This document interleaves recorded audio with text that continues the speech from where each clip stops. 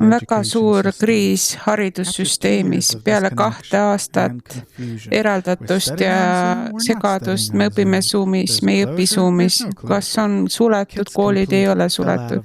Lapsed täielikult kukkusid välja tasakaalust ja neil on väga raske naasta kooli, kus on täielik vägivald ja ei kuulata sõna.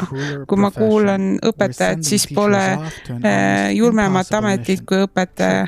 Me saadame ta justkui võimatusse missiooni. Tõsi, kas te võite anda mingisuguse keskme väärtuse, mida anda edasi lastele, mis siseneb lapsesse kui antiviirus ja rahustab ta maha? Mis see võiks olla? Arvestamine teistega. Ma ei räägi armastusest või mingist suursugusest asjast, vaid lihtsalt arvestamist teistega.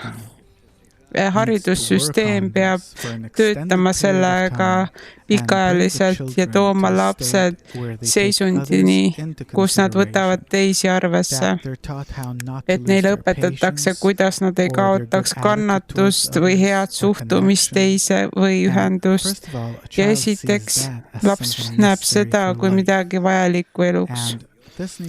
Ja see peab olema kõige tähtsam hinne läbi kooli ajal. Ja see on ilus. Ja kui see hinne on väiksem kui ütleme 75%, siis teda ei võeta vastu kõrgemasse haridusse, ta võib olla geenius Einstein, kes iganes. Õige.